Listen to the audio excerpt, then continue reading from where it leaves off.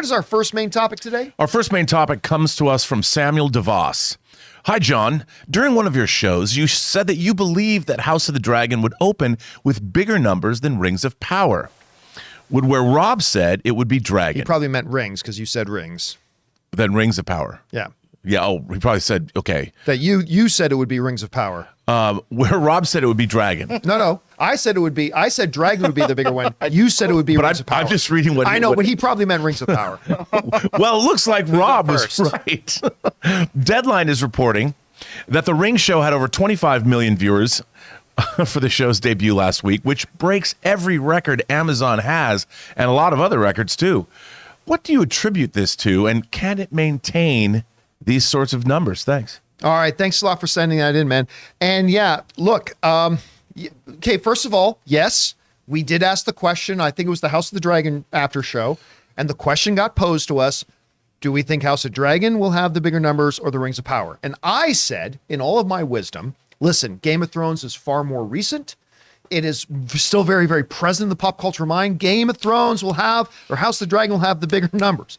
Whereas Rob laid out his case as to why he really felt that the Rings of Power would have the bigger numbers. And yes, you are right. Rob was right. As it turns out, they did open with ridiculously large numbers. This comes to us from the folks over at CNBC who wrote the following. Amazon's first episode of its Lord of the Rings, The Rings of Power series attracted over 25 million viewers globally in its first day, making it the biggest ever debut for a show on its Prime Video streaming service. The series is based on the appendices of J.R.R. Tolkien's The Lord of the Rings books and is the most expensive television series of all time. It is somehow fitting that Tolkien's stories, among the most popular of all time, and what many consider to be the true origin of the fantasy genre, have led us to this proud moment, Amazon Studios head Jennifer Salke said in a statement. All right, so there's a couple things to point out. While, yes, we reported that House of the Dragon launched with 10 million, just a hair under 10 million viewers, it is important to note that that wasn't its worldwide numbers. Its worldwide numbers actually come closer to 20. Because that was a little under 10 in the US. The next biggest market that they had was the UK, which had just a little under 4, I believe. And then the rest of its markets made up about almost another 6. So it came up to almost 20. So it was actually closer than it sounds. It's also important to point out, as Rob and I were talking about this yesterday, he brought up this point, and it's one you got to keep in mind, that Amazon, while they're both in the biggest markets, Amazon does have deeper market penetration. And please nobody say that's what she said, does have deeper market penetration than HBO Max does right now. So it's in a few other territories, but still a 25 million viewer opening for this is huge. It's monumental. What do we attribute it to? I attribute it to two things. On the one hand, it's Lord of the Rings. It's in the fantasy. There is no grander name in the fantasy genre than Lord of the Rings. And whereas, yes, I still believe that, Game of Thrones is much more recent, it's still more prevalent in the pop culture mind, the fact is it's Lord of the Rings. And a lot of average fans just hear the name Lord of the Rings and they know instantly what it is. So I think that did it. But the second thing is this. Whereas we will often criticize Netflix for its inability to properly market its shows, Amazon did one flippin' hell of a job marketing this show. They really did. Everywhere I turned, there was Rings of Power ads. Everywhere I looked, even on my various streaming devices. I load up my Chromecast. The very first thing it's saying, watch Rings of Power on Amazon Prime. I load up my Roku. Very first thing on the screen, watch Rings of Power on Amazon Prime. They went balls to the wall with their marketing, and they did it well, and they did it effectively.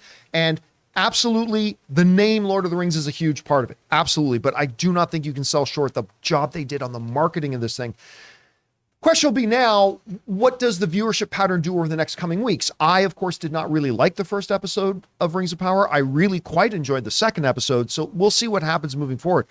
But Rob, we saw these numbers. We were both a little bit taken aback when we saw them. What do you attribute these big numbers to? And why were you right and I was wrong? I look, I think the big numbers, it's that these are both entertainment franchises that have delivered in the past.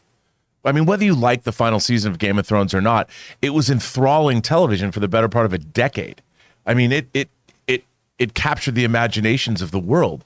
And the same was true of Peter Jackson's Lord of the Rings movies. I mean, it was one of the biggest gambles in Hollywood history that paid off handsomely. And even Peter Jackson's Hobbit movies, I mean, I thought they went a little overboard. They still made close to $1 billion each. Yeah. And so these are huge, huge beloved franchises on both sides. And you've got the best production people in the world making both shows. I mean, whether you love Rings of Power or not, it's a handsomely, beautifully made TV show. It's undeniable. I mean, you look at it, the production values are insane. And same is true of House of the Dragon. These are two shows that they have had their peak television. I mean, the history of the medium, we haven't had two shows that are as well produced and as beautiful as these shows are. And I think that's what people look. Most people are not arguing on the internet about whether or not Rings of Power is steeped in Tolkien's lore. They just want to see, because most people haven't read Tolkien. Most people just want to see an entertaining show. And a lot of people are getting that, obviously, from this. And I think regardless of I mean, I see some of the things that happen and what they do to our beloved properties is the end of Western civilization myself. But a lot of other people don't feel that way. And I think either way, they're great entertainments being given to us by companies like HBO has done nothing but try and produce the best TV they can. We've always talked about they are the Tiffany standard. Their best shows come in a powder blue box with a white ribbon on top, and it is the best TV you can get. And Amazon has gone all in. It's the most expensive show ever made. They've really bet their entire streaming history or future on it. It's strange watching Rings of Power and thinking this is the same studio that gives us The Boys. It's kind of like hard to balance. Yeah, and you know, The Boys is a good example. Amazon is giving us great genre fare. I mean, they're trying to do. It's not like Amazon's like, yep, we're going to screw this up. They're trying to give us peak television, and to a certain extent, they're giving that to us.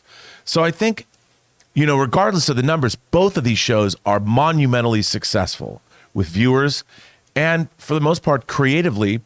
As much as I've talked to you about the lore, of course, in Lord of the Rings leaves a lot to be desired, but the show itself, if you're a casual viewer, there's a lot to love there. And that's what people are looking for. And I think everybody comes out right. I mean, I want to see where we're left at the end of my thoughts are Rings of Power will be less successful creatively at the end of its 8 episodes than House of the Dragon will be at the end of its 10. But I don't know that yet. I have to see it. So either way, John, I think we live in fascinating times and we're getting extraordinary genre programming, the likes of which I never thought I'd see in my lifetime, to be honest. I thought Rings of Power was going to be 10 episodes. I think it's only 8. I thought it was 5 seasons of 10 episodes, 50. Can somebody look that up? I'm not sure. I could be wrong. You might be right. You might be right. So we'll find that. The guys will look that up here and we'll find that out. I mean, George R.R. Martin put it best a few weeks before both shows opened. What's that? 8. It is 8. So there you go. It's 8. I thought it was 10. George R.R. Martin, I thought, put it best when they were asking him about both shows coming out, and Martin was just like gushing. He's like, "Can you believe we're going to have a Lord of the Rings show and a Game of Thrones show going at the same time?" And just being excited about seeing. And it's a rich time for us to have stuff like this on TV right now. And a guy, I mean, whether you have Stephen Donaldson writing the Chronicles of Thomas Covenant or George R.R. Martin writing Game of Thrones or these books are all inspired by Tolkien. So all of these great fantasy writers, Terry Brooks, the Sword of Shannara stuff, all of that was inspired by Tolkien's work. So they all wanted to succeed. Everybody wants this show to be great. That's what they hope. Well, they should. At any rate, we know that's not necessarily true. But at any rate, I still remember one of my favorite things was hearing a younger guy, a Dungeons and Dragons player, saying that the Lord of the Rings just rips off Dungeons and Dragons. And I'm like, I'm just not going to say anything. I just decided not to say anything. It's like that meme. You just did who's that? Oh, meme? yeah, the Nathan Fillion. Yeah, the Nathan Fillion. Yeah. Yeah. Yeah, that's kind of how I felt. All right, anyway, guys, question is for you. What do you think about this? What do you attribute to a 25 million viewer opening for a show like this? While we've got also House of the Dragon shattering its own records and everything too. It's a good time. What do you attribute it to? Whatever you guys think, jump down to the comment section below and let us know your thoughts. Guys, we want to take a second and thank one of the sponsors of today's video, DraftKings. Now, guys, you know I am a huge sports fan. And football fans, the first Sunday of the NFL season is here, and DraftKings Sportsbook, an official sports betting partner of the NFL, is giving new customers a can't-miss offer to celebrate the return of the NFL season. Right now, new customers can bet just $5 and get $200 in free bets instantly. And as an added bonus for Week 1, everyone can experience the thrill of DraftKings early win promotion. It's simple. Bet on an NFL team to win, and if your team leads by 10 at any point during the game, you get paid instantly even if your team goes on to lose. So download the DraftKings Sportsbook app now and use the promo code Campea to get $200 in free bets instantly when you place a $5 bet this Sunday. That's promo code Campea only at DraftKings Sportsbook, an official sports betting partner of the NFL. Minimum age and eligibility restrictions apply. See the show notes for details.